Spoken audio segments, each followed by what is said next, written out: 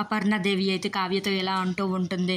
ఏంటి కావ్య, కొడుక్కి నువ్వంటే ఇష్టం లేనప్పుడు ఎందుకు నువ్వు ఇక్కడ ఉంటున్నావో నాకు అర్థం కావటం లేదు అని చెప్పేసి అయితే అంటూ ఉంటుంది. ఆ మాటలకి అక్కడ ఉన్న కావ్య అయితే ఏం మాట్లాడాలో తెలియక అలా నించుని అయితే ఉండిపోతుంది. ఇంతలో అపర్ణదేవి అయితే అందరూ అనుకుంటున్నట్టు నువ్వు ఈ ఆస్తి అంతస్తుల కోసం అయితే ఇక్కడ ఉంటున్నావా, లేదంటే మీ అమ్మ వాళ్ళ ఇంట్లో గతి లేక ఇక్కడ ఉంటున్నావో నాకు అర్థం కావటం లేదు. నా కొడుక్కి ఇష్టం లేనప్పుడు నువ్వు మీ పుట్టింటికి వెళ్ళిపోవచ్చు కదా అని చెప్పేసి గట్టిగా అంటూ ఉంటుంది. ఆ మాటలకి అక్కడ ఉన్న కావ్య అయితే ఏమీ మాట్లాడకుండా సైలెంట్గా అక్కడి నుండి అయితే తన రూమ్కి అయితే వెళ్ళిపోతూ ఉంటుంది. ఇంతలో అక్కడ ఉన్న రాజు కూడా, ఎందుకు కావ్య నాతో కలిసి ఉండటం నువ్వు, నాకు నువ్వంటే ఇష్టం లేనప్పుడు ఎందుకు పెళ్ళి అయినప్పటి నుండి నువ్వు చాలా ఓర్పుతో సహనంతో ఇక్కడ ఉన్నావు, కానీ మన ఇద్దరి మధ్యన ఎలాంటి ప్రేమ కానీ ఏమీ లేదు. అలాంటప్పుడు నువ్వు ఇక్కడ ఉండటం వ్యర్థం కదా కావ్య, నువ్వు మీ పుట్టింటికి వెళ్ళిపోవచ్చు కదా అని చెప్పేసి అయితే అంటూ ఉంటాడు. ఆ మాటలకి అక్కడ ఉన్న కావ్య అయితే ఒక్కసారిగా షాక్ అయిపోయి తనని అలా చూస్తూ ఉండిపోతుంది. ఇంతలో అక్కడ ఉన్న రాజు అయితే, కావ్య నేను చెప్పిన మాట విను, నువ్వు మీ పుట్టింటికి వెళ్ళిపో, నన్ను వదిలేసి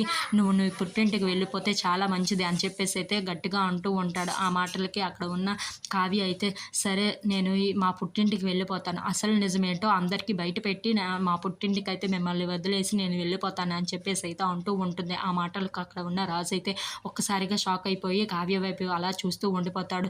అసలు విషయం ఏంటో అందరికీ తెలియజేసి మరీ నేను ఇక్కడి నుండి వెళ్తాను అని చెప్పేసి అయితే కావ్య అంటూ ఉంటుంది.